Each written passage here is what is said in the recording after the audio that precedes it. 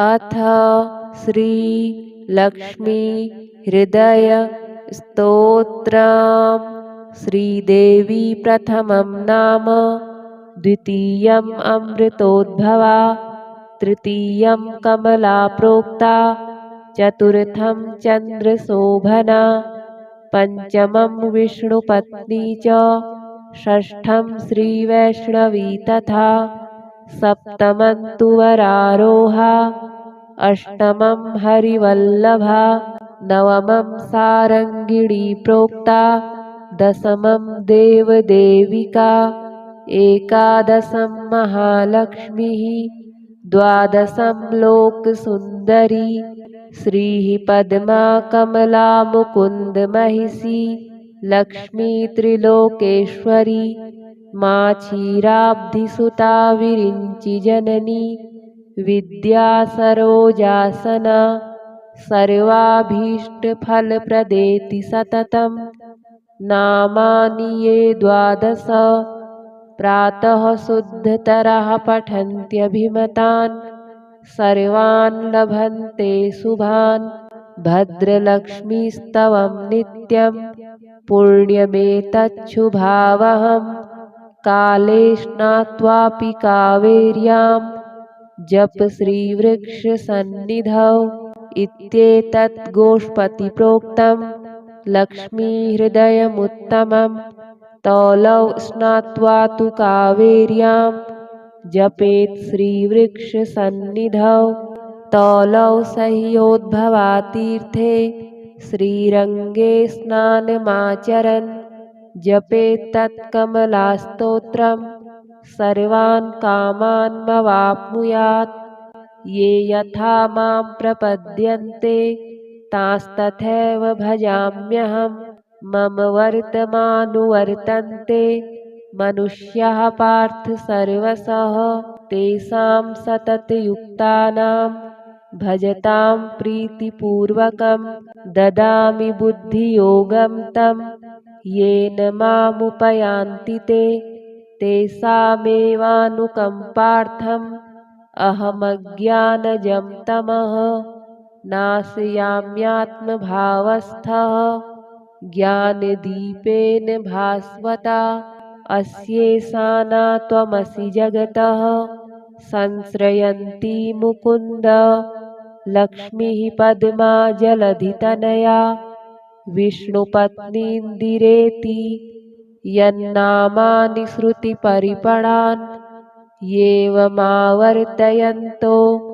नावर्तन्ते दुरितपवन, प्रेरिते जन्मचक्रे। श्रीदेवी प्रथमं नाम, द्वितीयम् अमृतोद्भवा, तृतीयं कमला प्रोक्ता, चतुर्थं चन्द्रशोभना, पंचमं विष्णुपत्नी च, षष्ठं श्रीवैष्णवी तथा, सप्तमं तु वरारोहा, अष्टमं हरिवल्लभा, नवमं सारङ्गिणी प्रोक्ता, दशमं देवदेविका, एकादशं महालक्ष्मीः, द्वादशं लोकसुन्दरी, श्रीः पद्मा कमला मुकुन्दमहिषी, लक्ष्मी त्रिलोकेश्वरी, मा क्षीराब्धिसुता विरिञ्चि जननी, विद्या सरोजासना, सर्वाभीष्टफलप्रदेति सततं, नामानि ये द्वादश, प्रातः शुद्धतरः पठन्त्यभिमतान्, सर्वान् लभन्ते शुभान्, भद्रलक्ष्मीस्तवं नित्यं, पुण्यमेतच्छुभावहम्, काले स्नात्वापि कावेर्यां, जप श्रीवृक्षसन्निधौ, इत्येतत् गोष्पतिप्रोक्तं, लक्ष्मीहृदयमुत्तमं, तौलौ स्नात्वा तु कावेर्यां, जपेत् श्रीवृक्षसन्निधौ, तौलौ सह्योद्भवातीर्थे, श्रीरङ्गे स्नानमाचरन्, जपेत् तत्कमलास्तोत्रम्, सर्वान् कामान्मवाप्नुयात्। ये यथा मां प्रपद्यन्ते तांस्तथैव भजाम्यहम्। मम वर्तमानुवर्तन्ते मनुष्याः पार्थ सर्वशः। तेषां सततयुक्तानां भजतां प्रीतिपूर्वकं ददामि बुद्धियोगं तं। येन मामुपयान्ति ते तेषामेवानुकम्पार्थम् अहमज्ञानजं तमः नाशयाम्यात्मभावस्थः ज्ञानदीपेन भास्वता। अस्येषाना त्वमसि जगतः संश्रयन्ती मुकुन्द। लक्ष्मीः पद्मा जलधितनया विष्णुपत्नीन्दिरेति। यन्नामानि श्रुतिपरिपणान् येवमावर्तयन्तो नावर्तन्ते दुरितपवन। प्रेरिते जन्मचक्रे श्रीदेवी प्रथमं नाम द्वितीयम् अमृतोद्भवा तृतीयं कमला प्रोक्ता चतुर्थं चन्द्रशोभना पंचमं विष्णुपत्नी च षष्ठं श्रीवैष्णवी तथा सप्तमं तु वरारोहा अष्टमं हरिवल्लभा नवमं सारङ्गिणी प्रोक्ता दशमं देवदेविका एकादशं महालक्ष्मीः द्वादशं लोकसुन्दरी श्रीः पद्मा कमला मुकुन्द महिषी लक्ष्मी त्रिलोकेश्वरी मा क्षीराब्धिसुता विरिञ्चि जननी विद्या सरोजासना सर्वाभीष्टफलप्रदेति सततं। नामानि ये द्वादश प्रातः शुद्धतरः पठन्त्यभिमतान् सर्वान् लभन्ते शुभान्। भद्रलक्ष्मीस्तवं नित्यं पुण्यमेतच्छुभावहम्। काले स्नात्वापि कावेर्यां जप श्रीवृक्षसन्निधौ इत्येतत् गोष्पतिप्रोक्तं।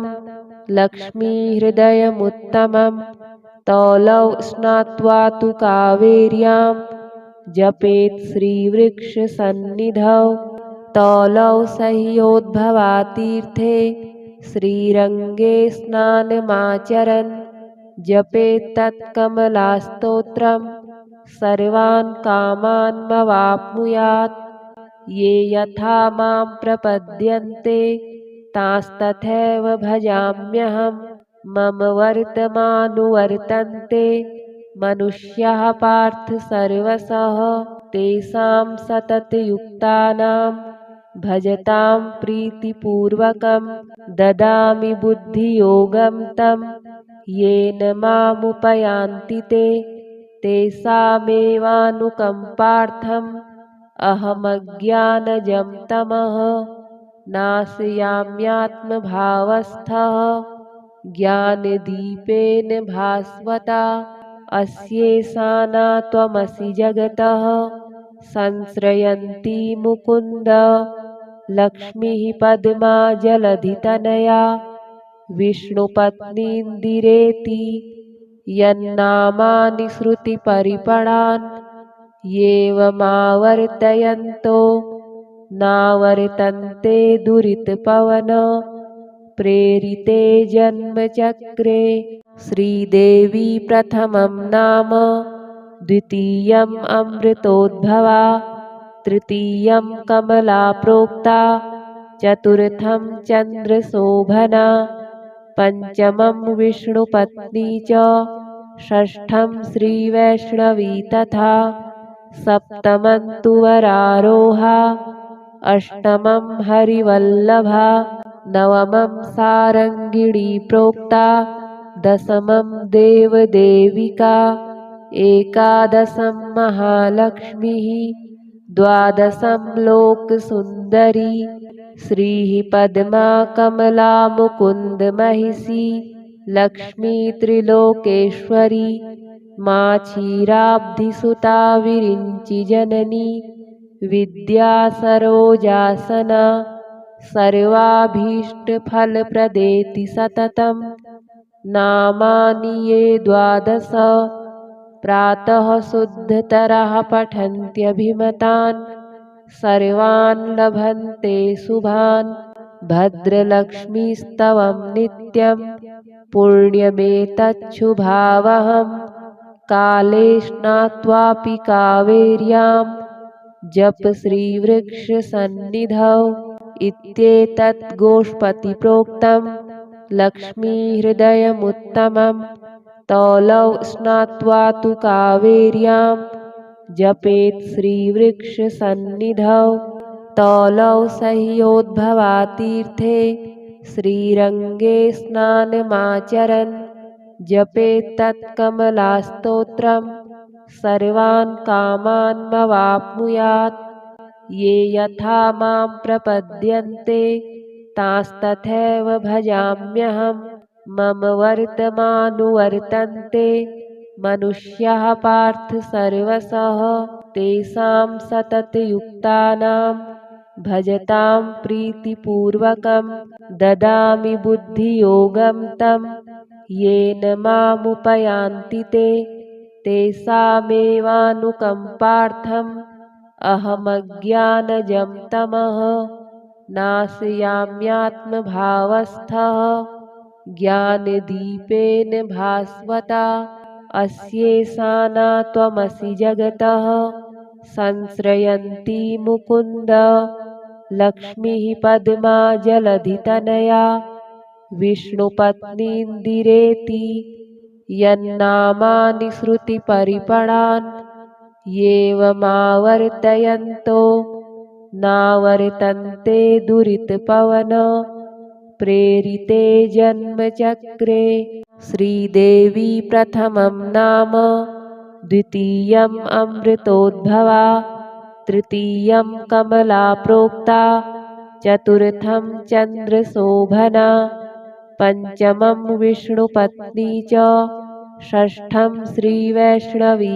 तथा सप्तमं तु वरारोहा अष्टमं हरिवल्लभा नवमं सारङ्गिणी प्रोक्ता दशमं देवदेविका एकादशं महालक्ष्मीः द्वादशं लोकसुन्दरी श्रीः पद्मा कमला मुकुन्दमहिषी लक्ष्मी त्रिलोकेश्वरी मा क्षीराब्धिसुता विरिञ्चिजननी विद्या सरोजासना सर्वाभीष्टफलप्रदेति सततं नामानि ये द्वादश प्रातः शुद्धतरः पठन्त्यभिमतान् सर्वान् लभन्ते शुभान् भद्रलक्ष्मीस्तवं नित्यं पुण्यमेतच्छुभावहं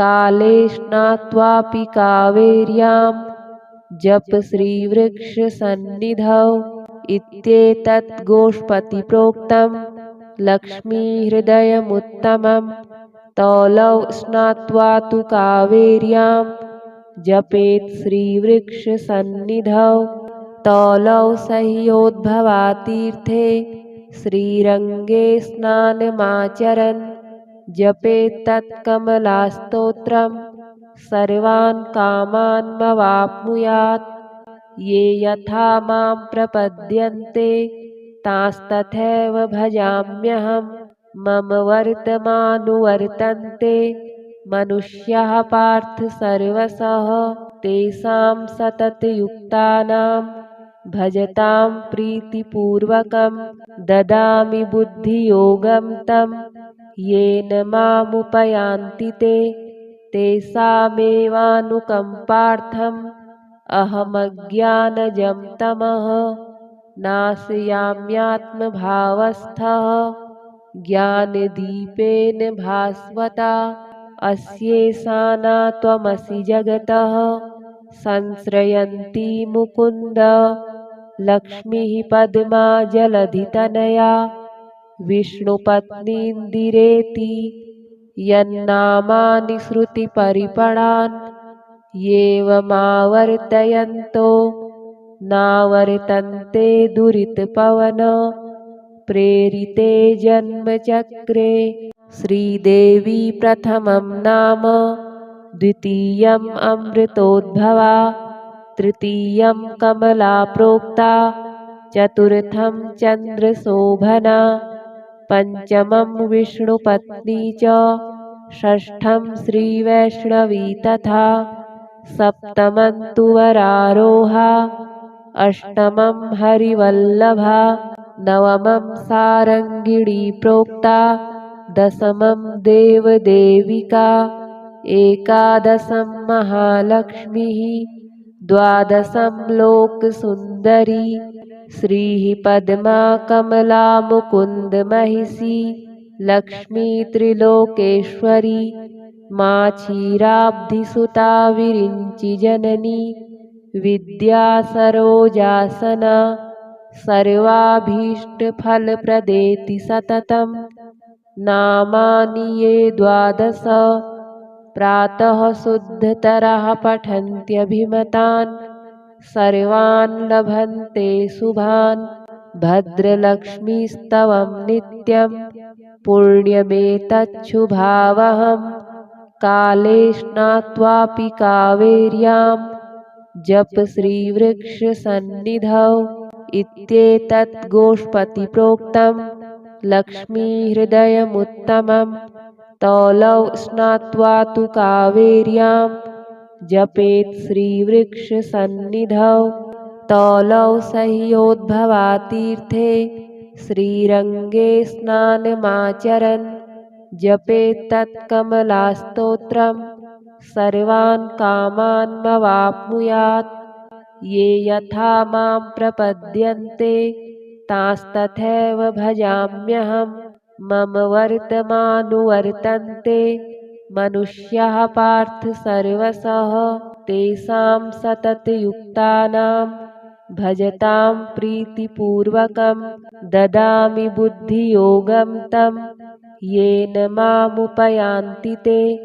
तेषामेवानुकम्पार्थम् अहमज्ञानजं तमः नाशयाम्यात्मभावस्थः ज्ञानदीपेन भास्वता अस्येषाना त्वमसि जगतः संश्रयन्ती मुकुन्द लक्ष्मीः पद्मा जलधितनया विष्णुपत्नीन्दिरेति यन्नामानि श्रुतिपरिपणान् येवमावर्तयन्तो नावर्तन्ते दुरितपवन प्रेरिते जन्मचक्रे। श्रीदेवी प्रथमं नाम द्वितीयम् अमृतोद्भवा तृतीयं कमला प्रोक्ता चतुर्थं चन्द्रशोभना पंचमं विष्णुपत्नी च षष्ठं श्रीवैष्णवी तथा सप्तमं तु वरारोहा अष्टमं हरिवल्लभा नवमं सारङ्गिणी प्रोक्ता दशमं देवदेविका एकादशं महालक्ष्मीः द्वादशं लोकसुन्दरी श्रीः पद्मा कमला मुकुन्द महिषी लक्ष्मी त्रिलोकेश्वरी मा क्षीराब्धिसुता विरिञ्चि जननी विद्या सरोजासना सर्वाभीष्टफलप्रदेति सततं नामानि ये द्वादश प्रातः शुद्धतरः पठन्त्यभिमतान् सर्वान् लभन्ते शुभान् भद्रलक्ष्मीस्तवं नित्यं पुण्यमेतच्छुभावहं काले स्नात्वापि कावेर्यां जप श्रीवृक्षसन्निधौ इत्येतत् गोष्पतिप्रोक्तं लक्ष्मीहृदयमुत्तमं तौलौ स्नात्वा तु कावेर्यां जपेत् श्रीवृक्षसन्निधौ तौलौ सह्योद्भवातीर्थे श्रीरङ्गे स्नानमाचरन् जपेत् तत्कमलास्तोत्रं सर्वान् कामान्मवाप्नुयात् ये यथा मां प्रपद्यन्ते तांस्तथैव भजाम्यहम्। मम वर्तमानुवर्तन्ते मनुष्याः पार्थ सर्वशः। तेषां सततयुक्तानां भजतां प्रीतिपूर्वकं ददामि बुद्धियोगं तं। येन मामुपयान्ति ते तेषामेवानुकम्पार्थम् अहमज्ञानजं तमः नाशयाम्यात्मभावस्थः ज्ञानदीपेन भास्वता। अस्येषाना त्वमसि जगतः संश्रयन्ती मुकुन्द। लक्ष्मीः पद्मा जलधितनया विष्णुपत्नीन्दिरेति। यन्नामानि श्रुतिपरिपणान् येवमावर्तयन्तो नावर्तन्ते दुरितपवन।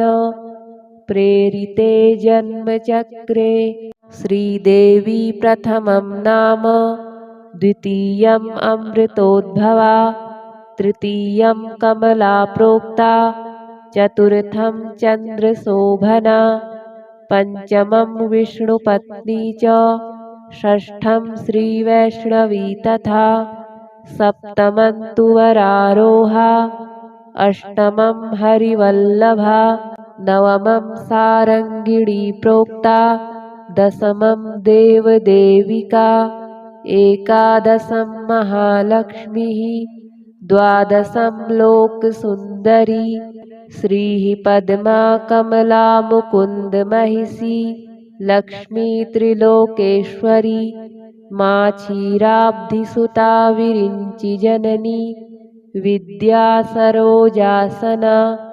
सर्वाभीष्टफलप्रदेति सततं।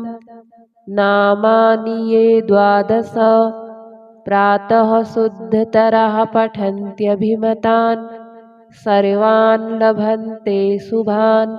भद्रलक्ष्मीस्तवं नित्यं पुण्यमेतच्छुभावहम्। काले स्नात्वापि कावेर्यां जप श्रीवृक्षसन्निधौ इत्येतत् गोष्पतिप्रोक्तं लक्ष्मीहृदयमुत्तमं।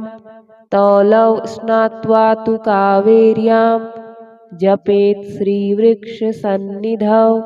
तौलौ सह्योद्भवातीर्थे श्रीरङ्गे स्नानमाचरन् जपेत् तत्कमलास्तोत्रं सर्वान् कामान्मवाप्नुयात्।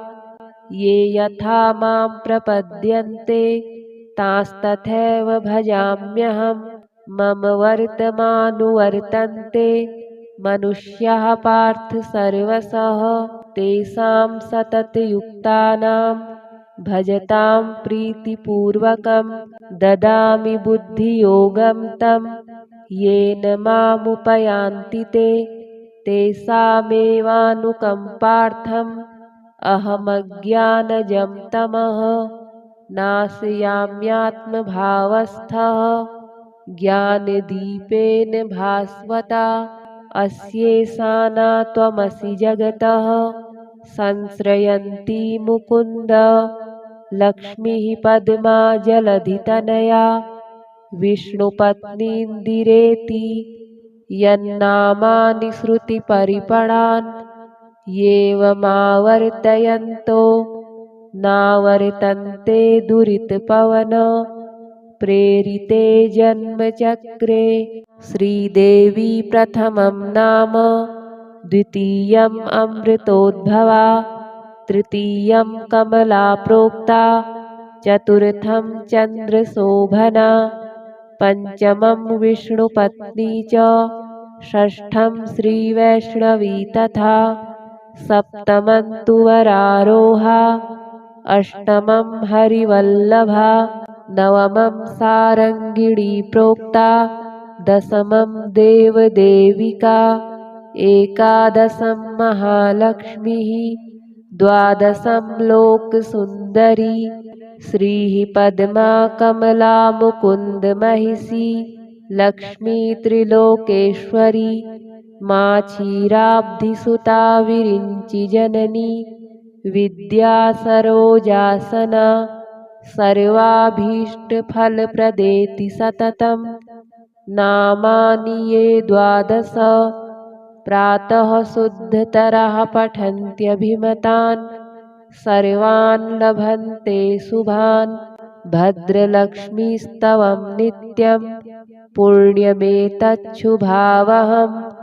काले स्नात्वापि कावेर्यां जप श्रीवृक्षसन्निधौ इत्येतत् गोष्पतिप्रोक्तं लक्ष्मीहृदयमुत्तमं तौलौ स्नात्वा तु कावेर्यां जपेत् श्रीवृक्षसन्निधौ तौलौ सह्योद्भवातीर्थे श्रीरङ्गे स्नानमाचरन् जपेत् तत्कमलास्तोत्रं सर्वान् कामान्मवाप्नुयात् ये यथा मां प्रपद्यन्ते तांस्तथैव भजाम्यहं मम वर्तमानुवर्तन्ते मनुष्याः पार्थ सर्वशः तेषां सततयुक्तानां भजतां प्रीतिपूर्वकं ददामि बुद्धियोगं तं येन मामुपयान्ति ते